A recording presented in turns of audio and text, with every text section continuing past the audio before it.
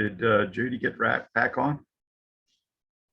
So what Jonathan's referring to is our former Lynn Scholl, the guy who had been Lynn Scholl as administrator here, who he and his husband, Andy, my wife and I married.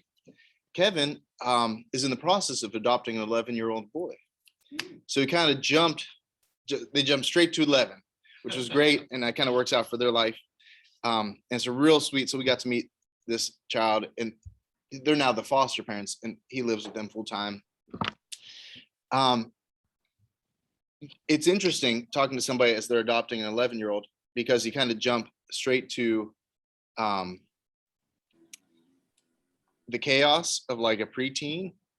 As talking to Andy, it was like, with having your own children biologically, like the beauty is you get to start with them, or even if you adopt an infant, you start with them at like 8 pounds, and then you grow with them.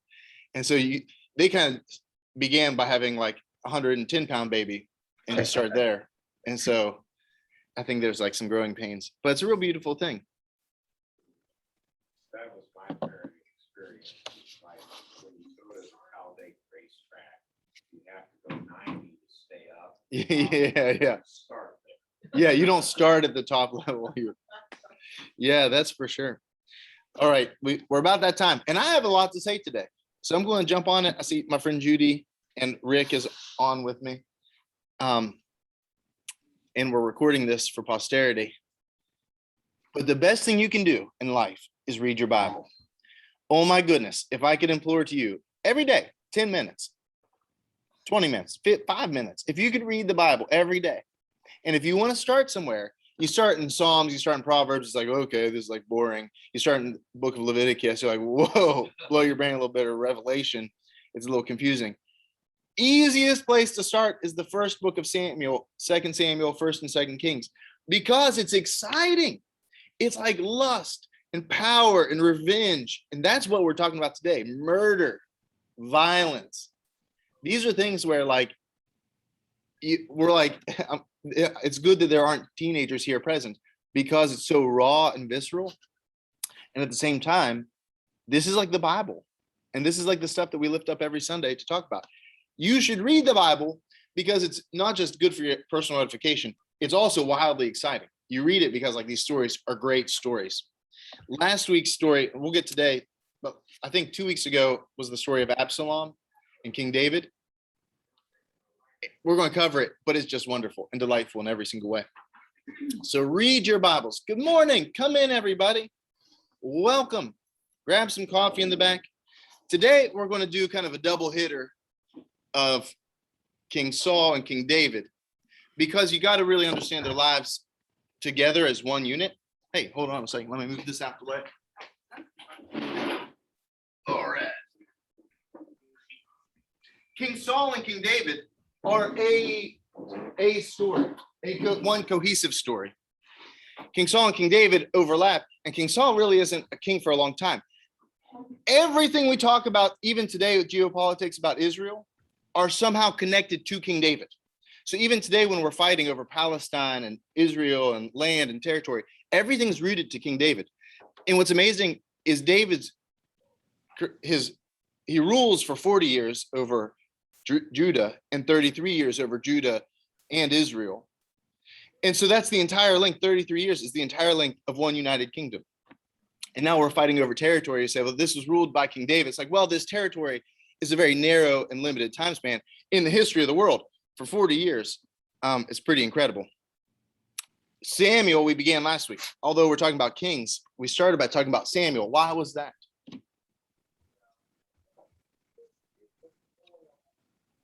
Samuel was the one who anointed. That's right. We did a whole lesson one time on oil and why we use oil and the meaning of oil. I wouldn't expect you all to remember anything I say. But oil is the sacred thing. It's used to anoint the kings. They pour the oil over his head.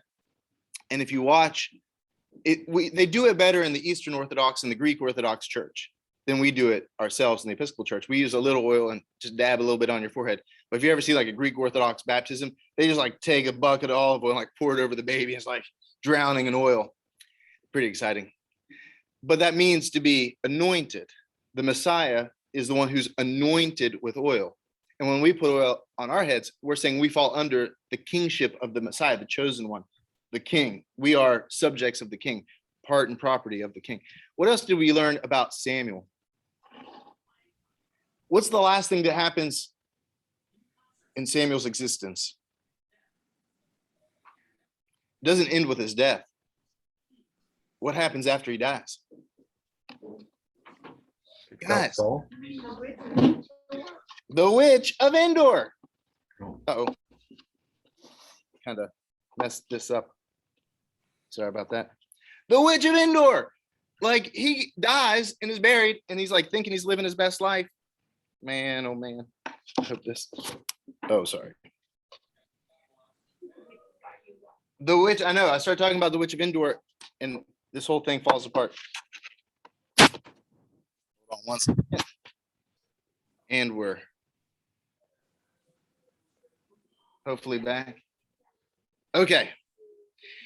The witch of Endor. His spirit is conjured up by the witch to advise Saul once again, because Saul is losing everything. He's losing his kingdom. He's losing his mind. What is going on? We got kids crying. We got this thing is not working.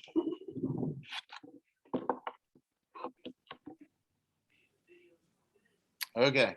And you know what? As I'm talking, I'm going to turn down the air conditioning too, because I'm going to start to get overheated. So Samuel is the one who calls Saul, and Samuel is the one who calls later David. Samuel is the last judge of Israel.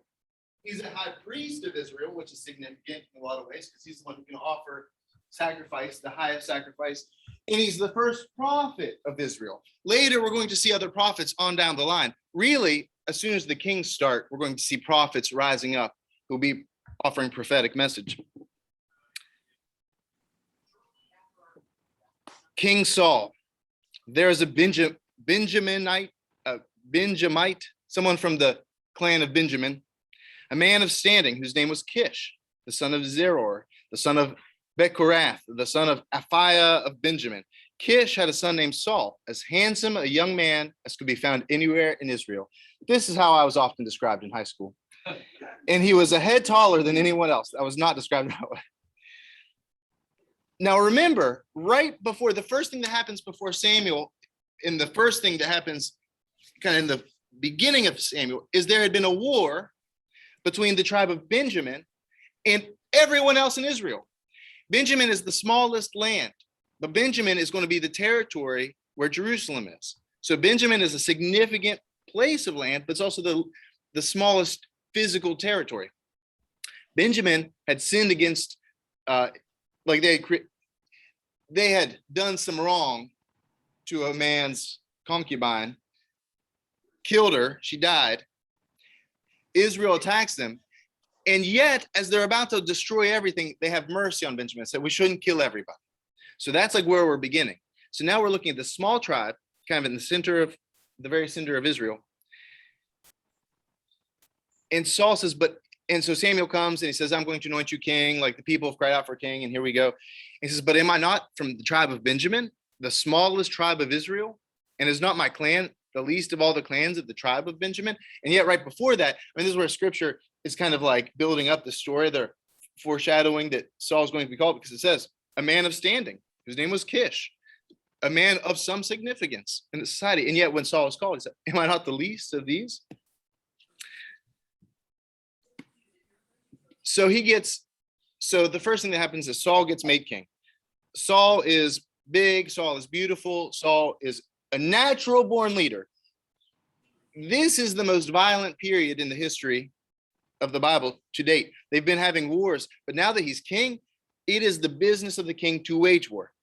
So there's this guy, Nahash, who's the king of the Ammonites. In a minute, I'm going to show you a map. The Ammonites are going to be kind of east of the River Jordan. They're going to be, well, I guess we would call, is that Lebanon? Right over on the east side of Jerusalem, of Israel. And he says, so they're trying to make peace. The Ammonites have been attacking all the tribes. At this point in history, there'd been no king. So it'd been a loose coalition of tribes, kind of like Italy forever has never had a very good or strong centralized government, because for most of the Middle Ages, for most of like till pretty recently, it was a collection of city states. They were loosely ruled and controlled in some ways, in some periods of time by the Pope, but they also kind of controlled themselves. And so making this one unified Italy was a really hard thing. And also maybe because Italians weren't prone to good government or governing well.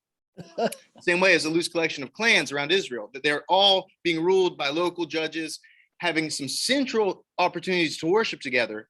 But now he's coming to rule over this whole northern area as king. And the first thing he does is to go and make peace, especially with the Ammonites and the Amalekites who've been attacking them. So I'll make a treaty with you, the Ammonite king says, on the condition that I gouge out the right eye of every single one, and so bring disgrace on Israel. A line that I'd cut out is he said, and they had already done this. Like he had, around that area of Jericho, which is near the Dead Sea, they had gone and says they had gouged out the right eye of every man, every fighting age man, up to like some 7,000 or maybe 70,000, like a ton of men. And I think that does not only so you can physically see that they've been wounded, they've been hurt, it also is symbolic, right? But it also prevents them from waging war, being able to wage war. And Saul says, like, no, I tell you what, how about we keep our eyeballs and destroy everything that you know and love? So Saul separated his men into 3 divisions. During the last watch of the night, they broke into the Ammonites, slaughtered them until the heat of the day. Very thoughtful to take a break for a siesta. Listen, it must have been like this weather where it's like, you know what? It's 110 degrees. Let's go ahead and stop slaughtering everybody. Those who survived were scattered so that no 2 of them were left together. This is the most violent part of the Bible. This is the most violent part of the history of Israel. And this is upsetting to some folks. It's like, there's no way to whitewash the Bible. There's no way to whitewash human history. The human history to this point, and even to where we're at today, is the story of mass murder, of genocide, of just utter violence and brutality. King Saul goes and kills all the Ammonites because the Ammonites were threatening to come and kill all the Israelites. The Ammonites were there before, perhaps, and this is the existence of the Near East. Today, we're watching as Kabul is being overrun by the Taliban. The Taliban leaders put out a statement that they were not going to seek retribution and vengeance for like all the grievous harms in their past. But people are terrified as they come in. What's that going to mean for the country? Are they going to murder and kill, everyone who'd been in government or leadership? Are they going to, decimate the lives of children, of women? We're not sure. It's terrifying because what we've seen is just utter violence coming out of the Taliban. This is very raw and very real in our world today. And so I think to whitewash the history of ancient Israel is unnecessary. And so it's brutal. And so King Saul is brutal, and God is leading King Saul on this campaign to take this land and it be the land of Israel. Uh-oh. So there's 2 maps. It might be kind of hard to see. On my right, on your right, you see these are the 12 tribes of Israel. Right in the middle is this blue area that's Benjamin. So you can see how small Benjamin is, kind of land-wise. The big one to the south is the tribe of Judah and Simeon right here. You see on the right-hand side where Reuben, Gad, and part of Manasseh in the north, that's part of the Ammonite kingdom, right? They're pushing up against each other. So they're fighting over that territory. You see on the left-hand side, everything that's green is now the kingdom of Israel. This is what Saul is going to rule. Saul is made king, and he becomes king over the northern 10 tribes. Later in life, we're going to call them the lost tribes of Israel. So if you're watching like the BBC or something, and it's like, oh, a history of the lost tribes, it's everything that's green on the left-hand side. This is going to be also the great division with Israel, within Israel. It's confusing because the northern kingdom it's called Israel, but sometimes I'll also refer to the United Kingdom as Israel as well. That's confusing. So for today, I'll refer to Judah, which is south, Israel, which is north. Today, we think of Israel as all this land, north and south. But like Judah is what we're primarily concerned with, especially in the time of Jesus. Judah is where Jerusalem is and everything south. Just north of Judah is Samaria. And like Jesus obviously refers to Samaria and the Samaritans, and they didn't like the Samaritans because they're part of that lost tribes of Israel that had been destroyed. Okay, you hear me talk about this a lot. Saul will rule. Saul begins his rule when he's 30. So like a fairly young man, and will rule for 42 years, which is like a healthy rule. Of those 42 years, though, like 35 of those, 38 of those will be contested by King David. For much of that rule, maybe not that much, but a lot of that rule will be cat and mouse chasing King David all over the place. So Saul is anointed in chapter 10, but by chapter 13, he screws up. God said, I will appoint you king forever. You will rule my people. You will be over this land of Israel. And by 3 chapters later, he done messed it all up. How did he mess up? It says he remained at Gilgal, and all the troops were with him, quaking with fear. He waited for 7 days. And Samuel still did not come. Samuel said, wait for me. I'm going to come and we'll offer a sacrifice together. And when we offer that sacrifice, we'll then get God's favor and then could go into battle together. Saul becomes impatient. Now, 7 days, like to be fair, is kind of a long time to wait. Also, to be fair, Samuel's like walking all over Israel. And so it's going to take him some time. So Saul finally says, you know what? We don't have time for Samuel. Let's just go ahead and make the sacrifice. We'll do it ourselves.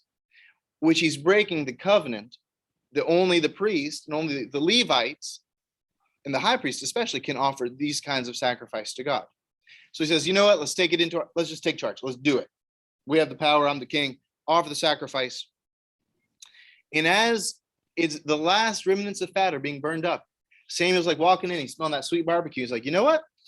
Smells like Saul. Did you offer that sacrifice before I got here? And Samuel's livid. He's angry because this isn't just defying Samuel who has to wait. It's a defiance of God. It's a symbol of Saul saying, I have the power. I have the control. I'm king now. I can do what I want. I have power over life and death, over war and victory.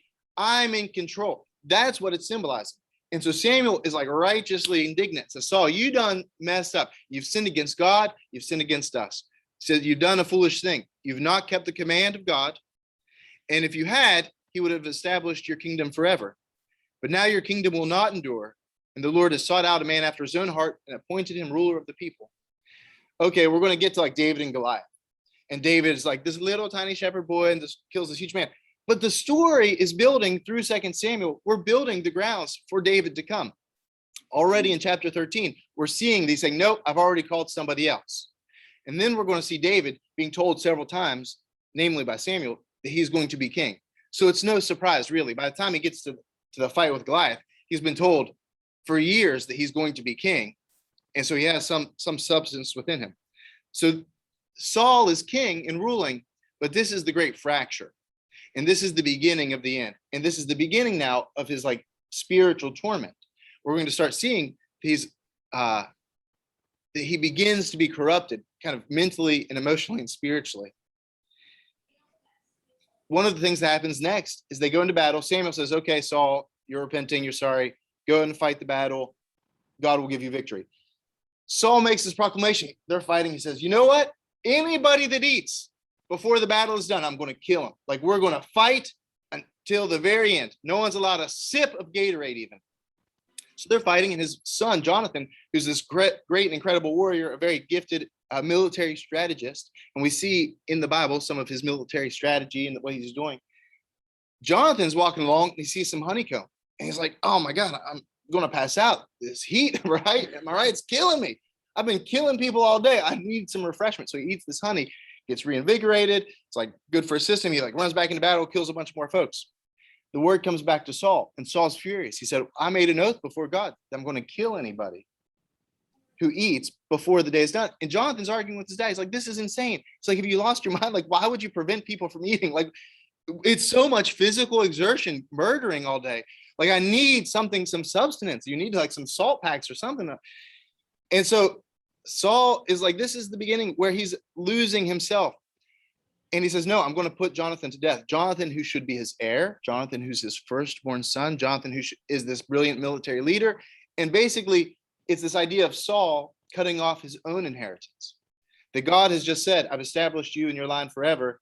Wait, I take that back. And now he's going to cut off his inheritance. Jonathan should be the most precious thing in Saul's life for a continuing kingdom.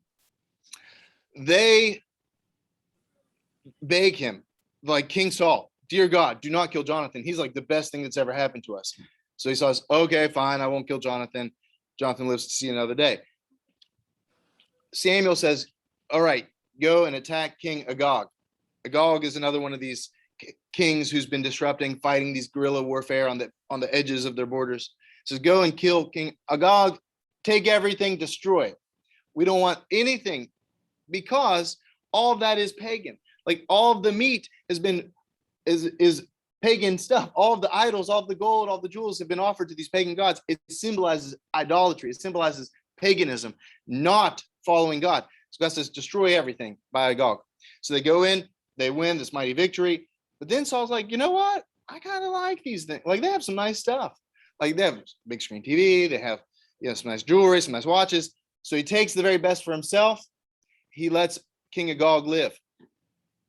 Samuel's like, if you hadn't already messed up, this is it. God said to do something and you defied it. So Samuel goes and ritually executes King Agag and butchers him into like 12 pieces. And again, a very violent story in the Old Testament. But the symbol of like God has asked you to utterly destroy all the profane things in your life. Saul doesn't do it, and this is another nail in his coffin. This is the reason why you can't be king, because you are going to follow and lead my people, God's people, into perdition. You're going to lead them away from God. Now King David and King Saul. Now begins David's story, and you're going to see mostly just interaction between the two of them from here on out. Lord says to Samuel, how long are you going to cry for Saul, that loser? Since I have rejected him as king, go fill your horn with oil. I'm sending you to Jesse of Bethlehem. We've already laid the groundworks before 1 Samuel. Before 1 Samuel comes the book of Ruth, his great-grandmother, the great-grandmother of David. The book of Ruth is building the story of that David is going to be king, right? It doesn't matter when Ruth was written. It's lined up sequentially. They put in the Old Testament before Samuel because it's a prologue. It's like these are the things to come. It's foreshadowing of King David. It says, the spirit of the Lord departed from Saul, and an evil spirit of the Lord tormented him. So now King Saul is going crazy, getting all riled up. Interlude. Here comes King David. Here comes young David. He says, I have seen a son of Jesse of Bethlehem who knows how to play the lyre. He is a brave man and a warrior. Again, evidence that we shouldn't feel so bad for David fighting against Goliath. We're seeing even as a young man, he's obviously some warrior of renown. He says, this man is a great warrior. He speaks well and is a fine-looking man. The Lord is with him. This is also probably how we know it was written in David's court. Every time they refer to David's ruddy good looks, it's like there's probably some courtesan, some scribe writing this on David's behalf. It's like, I'm just going to throw this in there that David was of exceedingly handsome nature. So he's called to the very court of King Saul to come and play the lyre to soothe Saul when he gets into these bad moods. So after David finished talking with Saul, let's see. Hold on a second. David and Goliath. So now comes, Samuel has told David, you're going to be king, and he's anointed him. David walks away dripping in oil, so he knows something's up. Then David is being called to the court because he's a great warrior and good with a lyre. So every time Saul gets in one of these bad moods, David comes in and soothes him. So David's no stranger to Saul, not really. He's no stranger to the court. Maybe he's no stranger to fighting. So it should be no question then when David comes to confront Goliath. The Israelites have been saying, do you see this man who keeps coming out day after day to defy Israel, Goliath? The king will give great wealth to the man who kills him. The king will also give him his daughter in marriage, and he will be exempt from taxes. Hey, your daughter, and exempt from taxes. The exemption from taxes is nice, because what's the great warning Samuel gives to the people? They ask for a king. He says, if you have a king, he's going to tax you. And this is the promise that you won't be taxed. And that's a huge benefit, a huge blessing. But more importantly, marrying the king's daughter, you're now part of the royal household. You are now part of the court. If you can go and defeat Goliath, you have become inner sanctum of the king, which is the highest of the highest of the high. So David asks this man standing near him. And I love this on so many levels because I feel like this is an argument my brother and I could have had with each other. My older brother, this is how he would have treated me and probably how I would have responded. David says, who's this man? What will be done with this man who kills this Philistine and removes this disgrace from Israel? Who is this uncircumcised Philistine? Now remember this, he calls him an uncircumcised Philistine because later we're going to see David circumcising a bunch of Philistines against their will, which is something to behold. So remember this, he refers to him as an uncircumcised Philistine. He says, who should this guy come? He's not defying our army. He's defying God's army. And they said, well, this is what will be done. You'll be exempt from taxes. You'll make a lot of money. You'll be part of the court of the king. And Eliab, David's oldest brother, is really annoyed with his youngest brother, David. This is how my brother would treat me. He says he burned with anger at him and asked, why have you come down here? And with whom did you leave those few sheep in the wilderness? Like, don't you, who's watching the sheep? You're not even supposed to be here, David. Get the hell out of here. I know how conceited you are and how wicked your heart is. You came down to watch the battle, you little jerk, you prick. This is like my brother would be like giving me the older brother treatment, like poking his finger at me, like, you're letting mom down right now. Go back and watch the sheep. And he's like, hey, what have I done? Oh, look, I just want to see what was going on. Can't I even speak? He's like, can't I even talk? You know, excuse me for breathing. He then turned away to someone else and brought up the same matter. And the man answered him. What David said was overheard and reported to Saul. It's like, okay, somebody out there talking about wanting to kill Goliath, bring him on. We're waiting for that. Of course, we know how the story goes. David goes and kills Goliath. I think Malcolm Gladwell has a beautiful book on David killing Goliath. He has maybe not perfectly biblical scholarship of the event, but it's very interesting. If you all know Malcolm Gladwell, he's like a famous writer, podcaster now. But his idea is basically Goliath doesn't stand a chance. Goliath, who might have some form of giantism, which often affects your eyes, affects your vision that you can't see very far. Perhaps this is why Goliath has a young boy walk him to the field of battle. If someone you can't see very well, Goliath, who's weighed down with this huge armor and these huge spears, David, who's a slingshot, right, expert, and they say that was the front lines of the Israeli army, were people with slings. In this valley, the rocks would be so hard, and you get the rocks going so fast, it'd be the same as being shot with a handgun. They were so good in Israel that they could knock a bird flying in the air out of the sky dead. If you can knock a flying bird, listen, I've tried to shoot birds with a shotgun out of the air. It's really, really hard.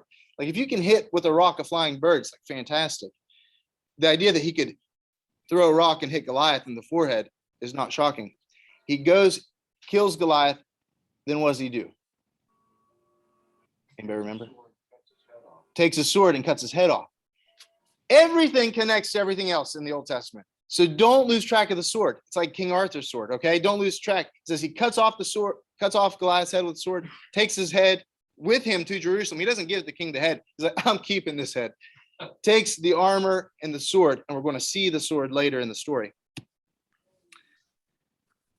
So David goes to King Saul's court. David is now this highly favored person. David is supposed to marry the first daughter. He doesn't. And then he meets Jonathan. We can't read more into the Old Testament than is there. We can't imply things and impose our kind of social understanding of the world on the value system happening 3,000 years ago. But there is a love between Jonathan and David. Platonic love, neighborly love, brotherly love, erotic love, we don't know. There is a bond between them that is profound and rich. And somehow that love is so great that Jonathan is going to put himself in harm's way for David, that he's going to risk his life for David, that he's going to say, I want David to be raised up as king instead of my own position, where Jonathan should have been resentful of David and fought against that. Instead, they have this relationship that's very deep and intense and rich. Sometimes people like to overlay some kind of homoeroticism between David and Jonathan. And we can't really do that. If you look at any of the paintings of the Renaissance, if you look through history, they are very aggressively tender and caring and loving. But I don't think we can overlay those, like our cultural values now, with what's happening then, other than to say there is something so real and intense that Jonathan is willing to lay down his life for David. Also, just looking at art from the Renaissance, a lot of it's very erotic. I was trying to find a picture of David and Bathsheba from the Renaissance period. And I didn't want to have anything that was too overly sexualized. And so I couldn't find any appropriate painting, right? Michelangelo, Donatello are producing these very romantic, very naked paintings that have a lot of eroticism to them. And, that's just world history and world art. So something to look forward to. Now Saul is jealous, though. David, who is ruddy and handsome. David, who just kills Goliath. David, who is setting himself up to be the next king. And Saul, who's been told that he's going to lose his kingdom. Saul's jealous. And he hears people singing.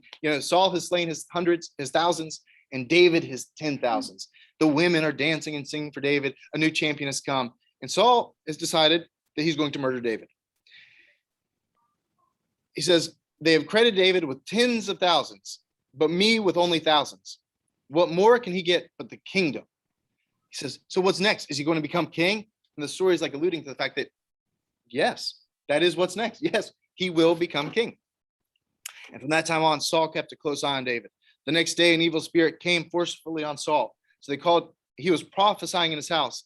And while David was playing the lyre, so they called David in, and Saul already hates David. So he's playing, and Saul decides to try to kill him with a spear, throws the spear, hurls it at the wall, but David eludes him twice that day. What happens next? This is a picture of David. It's real, taken in real time, a picture of David circumcising the Philistines. Again, I couldn't find any good picture that I wanted to share with you all here. But Saul has promised to give his daughter to King David. His first daughter he marries off because he doesn't want David maybe in his household, because he doesn't want David, of whom he's jealous, to be part of the royal family. Then he has a second daughter, Michal. He says, okay, well, you can marry Michal. And David says, well, I'd love to. That's great, but I'm super broke. I was a shepherd before this. My family don't have any money. I can't afford your bride price. There's no problem. I just want 100 foreskins of Philistines. 100 foreskins. And it says in the Bible, with the intention that he hopes he'll go out and die, because presumably the Philistines aren't easily giving away their foreskins. It is a very close and personal thing. You hope that he kills the people first. That's the assumption, as he goes and destroys these people and brings back a bag. David is so elated, he goes out and gets 200 foreskins. The Bible is very rich in its imagery. But again, this is going to foreshadow David's experience with Uriah, where King Saul is giving him a task, hoping that he'll be killed in battle. King David is going to repeat this with Uriah, the husband of Bathsheba, not with Philistine foreskins, but in the Philistine battle. So David comes back with a bag of D's and presents them to Saul. Saul's still not having it. He lets him marry Michal. They go away. They have their life together. But it's this chasing now. It's not just them fighting the Philistines, the Ammonites, the Amalekites. It's now Saul and his army pursuing David. For a while, David will go down and hide in Philistine. He'll go and make a pact with the Philistine army commander and say, look, I'm not safe anywhere in Israel. So he goes and he lives there. For a period of time, he'll go live in the south of Israel, in Judah, to kind of hide away from Saul. But Saul is ever in pursuit, looking for him. At one period, he's living with his men in a cave, hiding out. And David has chances for revenge, 2 times, namely. One is that David is hiding himself in this cave, and his men, they're in the very back of a cave, and Saul's army is coming, right? And Saul's like, oh man, I don't know what I had for breakfast, but I got to go to the bathroom. Y'all hang out here. I'm going to go in this cave, little kingly privacy. Well, he's like getting down to business, squatting down in the cave, relieving himself. And David is so close, he sneaks up, and the guys are like, kill him. Like, now's your chance. The guy's like literally dropped trowel. Now's your chance. Like, God has delivered Saul into your hands. And David's like, it would be unseemly to kill a man in this way. Unseemly to kill the king of God. Like, God appointed this king. I'm not going to take his life. So he goes and cuts the fringe of his robe. And after Saul's done, he walks out. And then David comes after him. He says, Saul, I had the chance to kill you. I'm not trying to come after your life. If I wanted to, I could have. I was so close that I could have stabbed you in the back. This could all be done. As part of the fleeing of David at one point is fleeing for his life away from King Saul, and he has nothing. at this time in the scripture says something like, it's hard. There are no blacksmiths in Israel and people can't produce easily weapons, because maybe this is the beginning of the Iron Age. And also because a lot of the blacksmiths are supposedly in Philistine. So David doesn't have a weapon. So he's like running, he runs into a prophet. And the prophet, what does the prophet have? The sword of Goliath. So now as David's running, he has the only sword, which is Goliath's sword. So it comes back to us, which is really wonderful and exciting. Another time, so Saul's like, oh, I've sinned against you, David. I'm so sorry. I won't try to kill you again. That lasts for a little while, for a few months. And Saul's like, you know what? Actually, I do want to kill David. You know what? This sounds like a way better idea. Again, David and his people are running and running. They see the camp and they see that Saul and everybody's asleep. David sneaks into the camp, and right beside Saul's head are his helmet. I think it's his helmet and his spear is stuck in the ground. David has a chance. His people are like, just kill him, like stick him in the ground, drive the spear through him. He says no. So he takes the spear and he takes the helmet, goes to the edge of camp, wakes everybody up. Always like, oh shit, like here comes King. Here's David. He's going to kill us all. And David's like, look, I could have killed you. It would have been so easy, but I chose not to. And Saul's like, oh, I'm so sorry. I apologize forever. It's like a short-term apology. They kind of meander the rest of their days. And Saul doesn't have a great relationship. Saul's daughter, Michal, doesn't have a great relationship with David. It's not just that God is taking away the kingdom from Saul. It's kind of like God is ending the lineage of Saul's family. And so that any children that David and King Saul's wife or King Saul's daughter have, Michal, they will not inherit the next round of kingdom. Saul is going to be done. Saul's kingdom is over. He dies in battle, falls on his sword. He's shot with an arrow, but then wants to commit kind of seppuku, wants to kill himself just to get, so he's not captured. He falls on a sword and dies. Jonathan dies in battle as well. This is the tragic end of King Saul. But the wonderful beginning of King David. So David, as soon as King Saul dies, he leaves Michal. Their relationship is over. King Saul is done. He took his other two wives, Ahinoam of Jezreel and Abigail, the widow of Nabal. David also took the men who were with him, each with his family, and they settled in Hebron, which is in the south. It's South Judah. They're living in the south of Jerusalem. Then the men of Judah came to Hebron, and they anointed David king. So they say, you are our king of Judah, the southern kingdom. Meanwhile, Abner, we're going to see Abner a little bit later. Abner is the commander of Saul's army. He goes to Ishbosheth, who's the son of Saul. Jonathan has died, so now there's Ishbosheth. He brings him over, and he makes him king of Israel. So now we have two kings, King David in the south, King Ishbosheth of the north, over Ephraim, Benjamin, and all of Israel. Ishbosheth, son of Saul, was 40 years old when he became king, and he reigned only 2 years. He's definitely going to get murdered. We know what's up. The tribe of Judah, however, remained loyal to David, and David was king in Hebron over Judah for 7 years and 6 months. He's going to be king ultimately over that whole area for about 40 years, but he's in Hebron for about 7. Okay, now Rechab and Baanah, these two guys. And Abner, what's interesting with Abner's the commander of the armies, but Ishbosheth gets mad at Abner and accuses him of sleeping with one of King Saul's concubines. Now, King Saul had lots of wives, endless concubines. And the concubines of all varying ages, you assume there was one who kind of caught the eye of Abner. Ishbosheth says, hey, you went and slept with one of my dad's concubines. And Abner is furious. He's like, how dare you? You disgust me.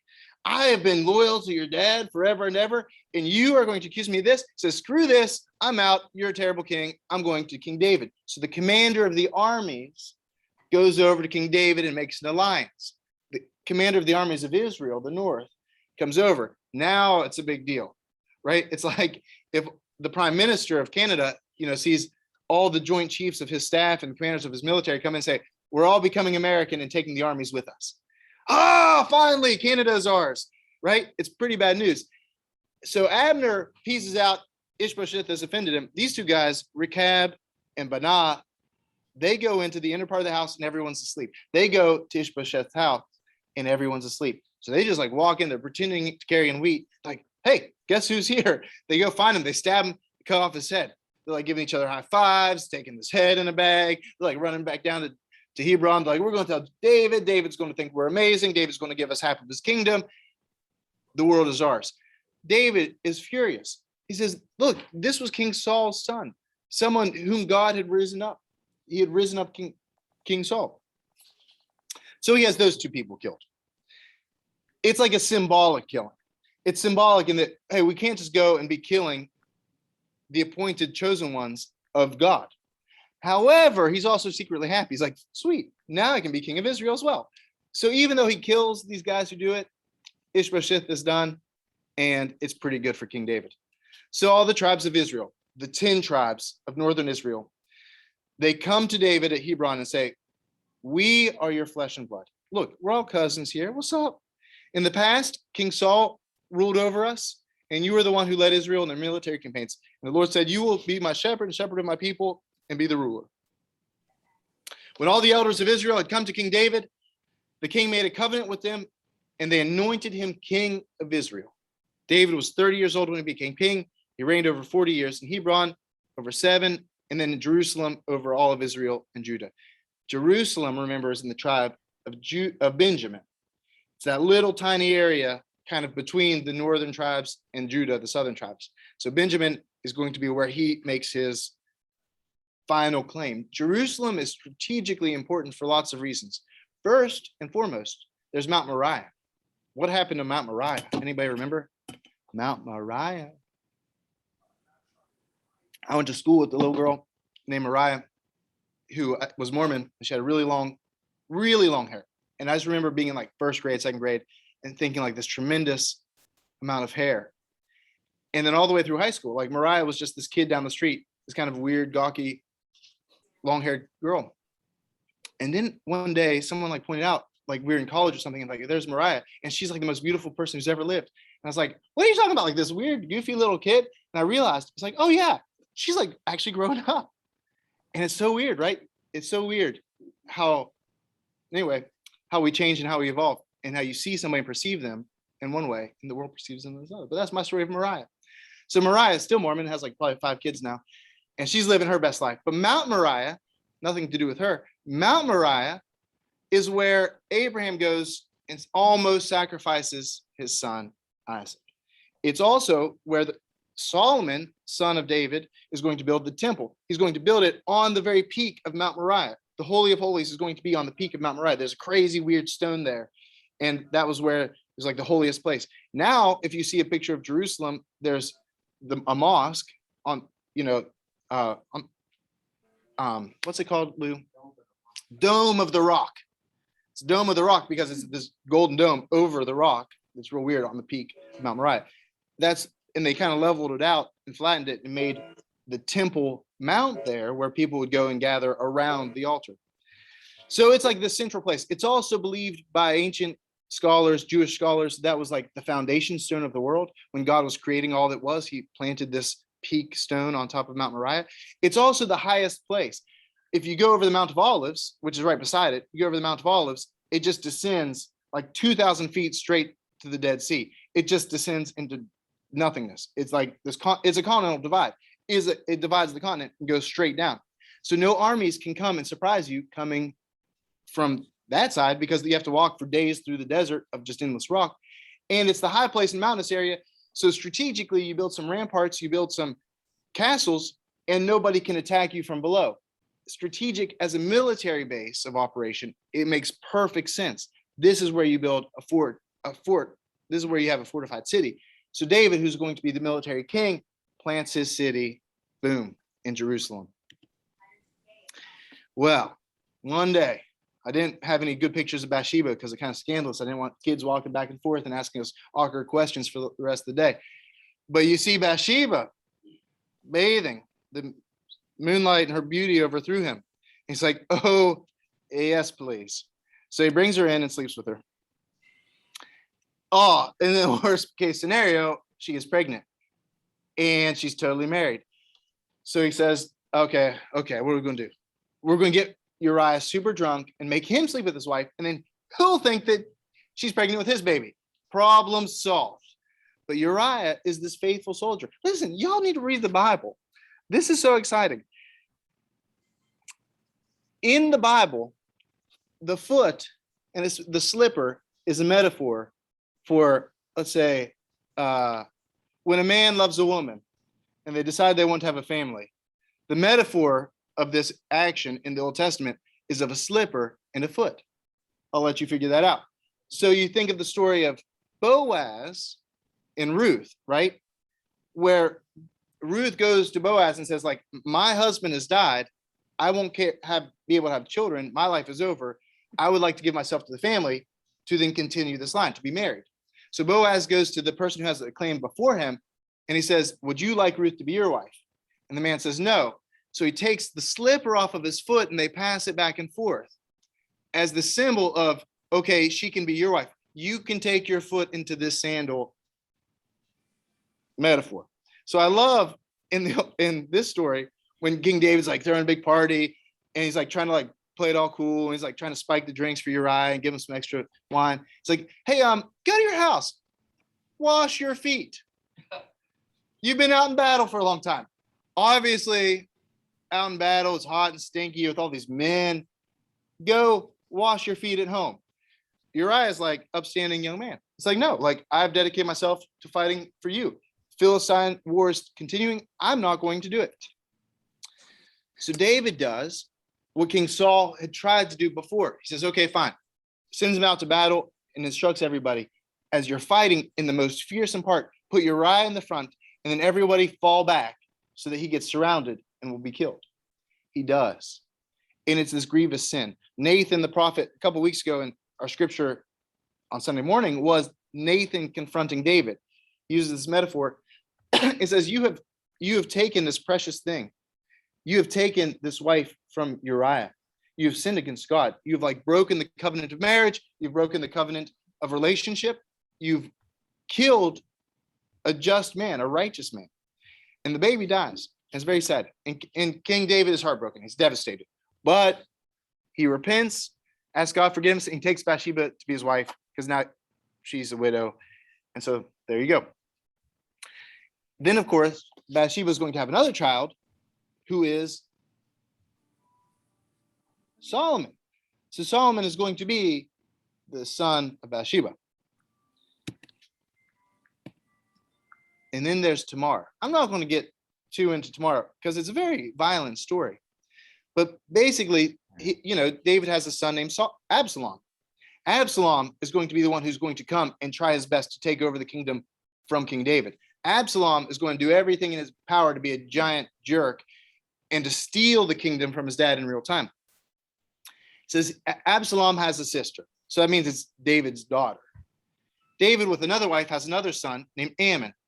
Ammon loves Absalom's sister, wants to take her into his bedroom, wants to wash his feet with her. She doesn't want that, so he takes her by force. Absalom is furious.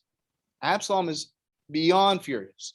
So he waits 2 years, sweet revenge. He waits 2 years and kills Ammon. He throws a big party, a banquet. They slaughter Ammon and all of Ammon's men. He gets rid of a rival for the crown, for the throne. This is like Game of Thrones happening here. But it's also like revenge on behalf of his sister. You raped my sister, like you deserve to die. David, these are David's children. And David is like this not amazing father. When he finds out what Ammon has done, he doesn't punish Ammon. But when he finds out that Absalom has killed him, he also grieves for Ammon. He says, you've killed my son, Absalom. You've killed my son. Now Absalom is going to do his best to take over the kingdom. Absalom provided himself with a chariot and horses and 50 men. He would get up early and stand by the side of the road leading to the city gate. This is my favorite jerk move of all time. David is not just king. He's also kind of chief priest. It's a theocracy, right? It's a democracy.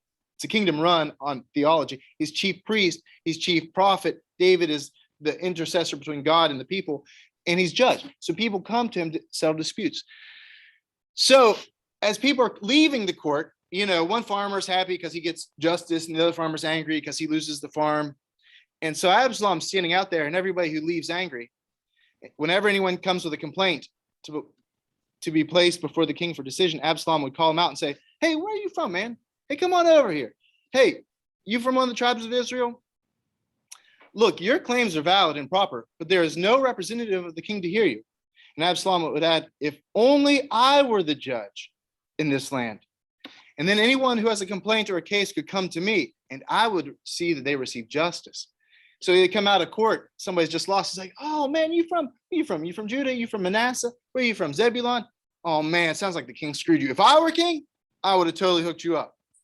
Never mind, I'm not king, go on your way. So in this way, he's like poisoning the mind of everybody in Israel. For 7 years, he's outside the gates, undermining his dad. It's like a very toxic relationship. Whenever anyone approached him or bowed down before him, Absalom would reach out his hand, take hold of him, and kiss him. Absalom behaved this way toward all the Israelites who came to the king for justice, and he stole the hearts of the people of Israel. So again, he's taking the northern kingdom. He's going to be vying for power. And he becomes such a threat to David that David flees Jerusalem. David's building this whole city called literally the city of David. He has to flee because his son Absalom is now rising an army and has proclaimed himself king of Israel. Absalom says to one of his buddies, give us your advice. What should we do? And his friend says, okay, here's how to cement your place as king over Israel. Genius. It's like, I cracked the code.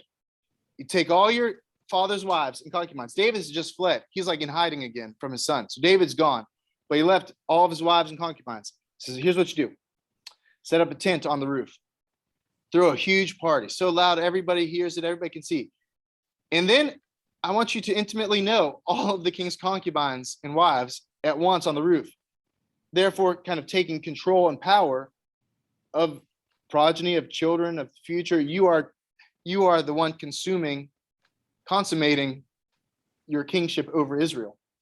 So, seemed like a great idea. They pitched a tent for Absalom on the roof, and he slept with his father's concubines in the sight of all of Israel.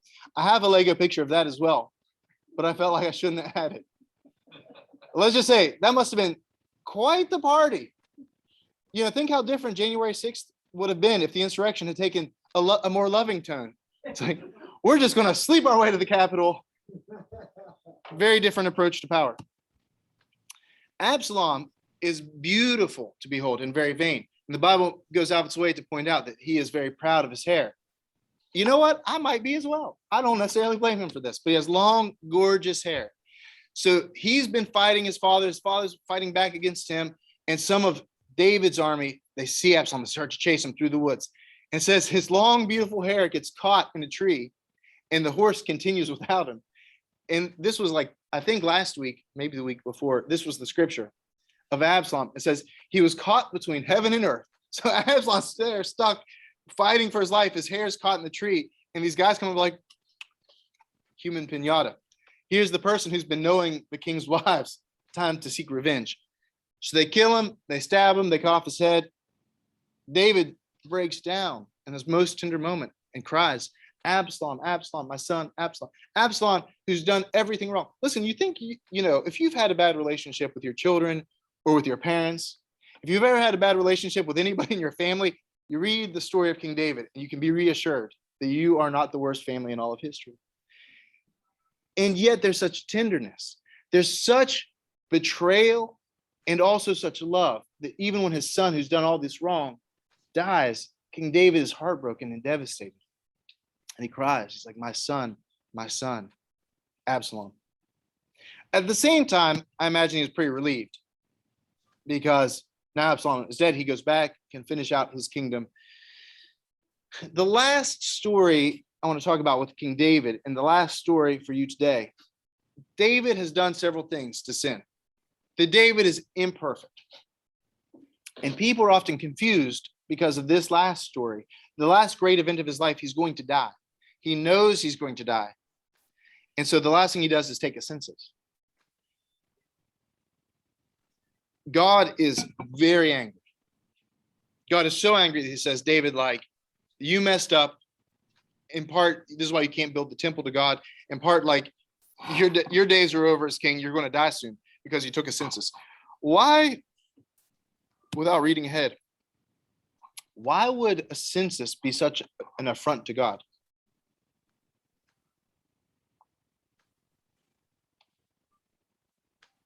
Why? We just took a census, right? It helps us redistrict, it helps with gerrymandering, it helps know what the population, how we allocate resources. We take a big census every 10 years. Did everybody fill out their census information?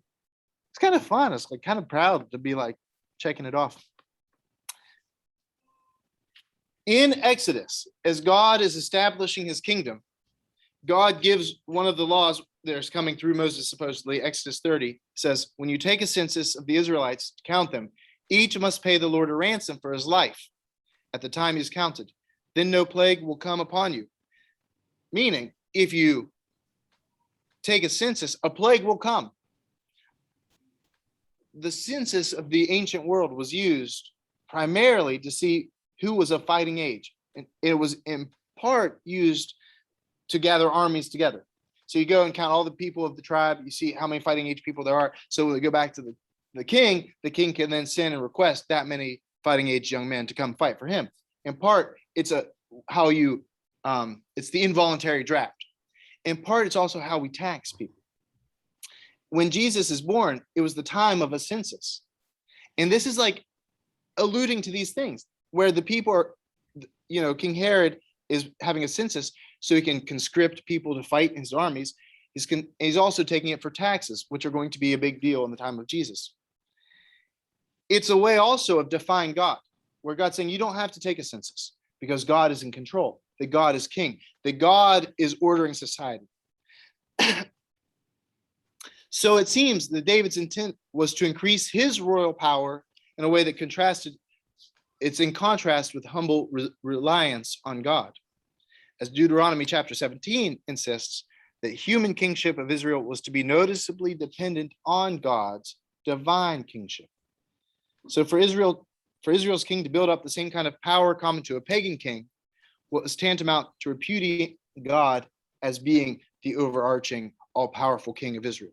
Does that make sense? King David saying, I'm in charge, I'm in power, I'm the king, it's me.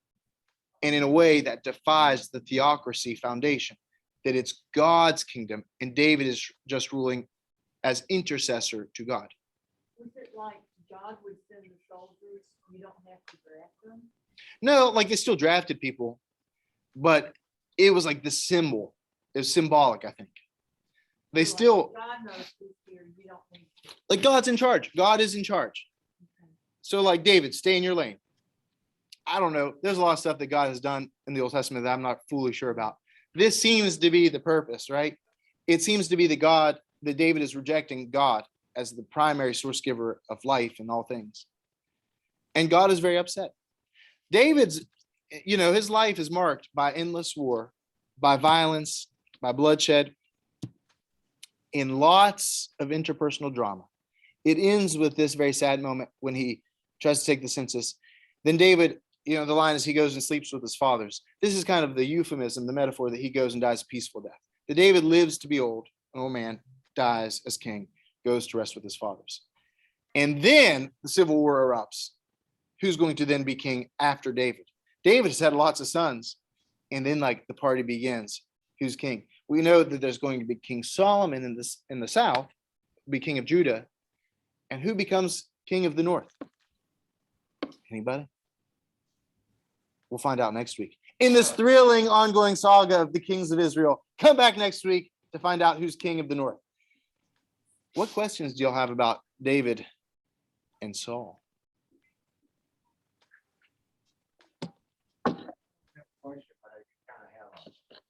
Comments are welcome. There is actually a really good major Hollywood production film that goes over. Yeah. It's called King David. Yes. Edward Woodward played King Saul, and it was done very well. And I remember when the first time I saw it, I rented it on VHS. Yes. Okay. The Old Testament. Oh my gosh, they have stage treated the story. So everyone, your homework this week is to watch Richard Gere in the movie King David and King Saul. Yeah, it's really good. Yeah. That sounds great. That sounds like right up my alley. What else? Questions, thoughts, comments about the delights of King David? Well, I have one about his wife, Saul, Yeah. which was that it was not a marriage made in heaven. I keep forgetting you're not John. You don't have to read my lips. She was betrothed to somebody else. She was married to somebody else, and they like took her away from her husband. To marry David and No, or something. what happened was he was married to Michael, Yeah. McCall. They were married, and then she like hates him and like it's not working out. So she goes and marries somebody else. And then later on, David gets really upset about that, and he goes and storms that guy's territory and says, "Give me back my wife. I never liked her. She's kind of a hassle, but she's my wife." So takes her back for a while, but doesn't have any children with her that will go on to vie for the crown. So I always felt really sorry. Drama. Yeah, not a good. Hard to be one of the kids of King Saul. Uh-huh. What else? Anything, questions, thoughts? It's so fun. This part of the Old Testament is so much fun. And this is what we would consider history. So like there are places, maybe they're metaphorical, there's wisdom literature, there's like obviously poetry in the Old Testament. This is like straight up what we would consider history. And the stories of Israel are being written and starting to be written during the reign of King David. So a lot of the Pentateuch is oral tradition, and the first time scribes are physically writing it down are in the kingdom of King David. In part, that's why they keep probably describing him as so handsome. But this is what we would consider like history, that people are recording it in real time in the way that we consider modern historians, that people are writing what's happening in the world. So do we know everything about King David? No. We haven't found a ton of like good evidence from his life and like from his kingdom, but we don't have a lot of reason to doubt the stories in this section of the Old Testament either as being somewhat ahistorical. Now we know all history is written by the winners, right? And so they're describing King Saul as being tormented by an evil spirit. That could be the scribes who are being paid by King David helping to describe King Saul. But we do believe that not all of them, but we're starting to record Psalms. David's not the author of all the Psalms, but of some, and there is reason to believe that he wrote certainly a few of them that are very famous. I like the fact that David messes up so much, but he's still a man after God's own heart. David messes up huge, like really pretty jerk moves. And yet he'll be remembered as kind of this most iconic person of Israel for all time. Like King David is the great king.